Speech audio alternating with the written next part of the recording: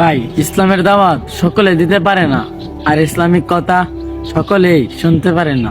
আর আল্লাহ তাআলা যাদেরকে পছন্দ করে তারাই শুনতে পারে এবং তারাই বলতে পারে। ভাই, কালিমার দাওয়াত সকলেই দিতে পারে।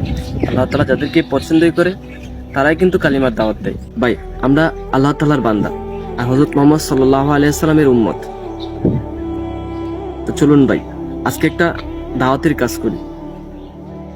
কালিমা তাইয়্যিবা লা ইলাহা ইল্লাল্লাহু মুহাম্মাদুর রাসূলুল্লাহ সাল্লাল্লাহু আলাইহি ওয়াসাল্লাম।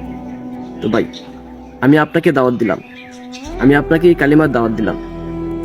আপনি অন্য এক মুসলমান ভাইয়ের কাছে এই দাওয়াত পৌঁছে দিবেন। এটা আপনার দায়িত্ব, কারণ আপনি একজন মুসলমান। ইনশাল্লাহ এই ভিডিওটা শেয়ার করে দাওয়াত সকলের কাছে পৌঁছে দিবেন।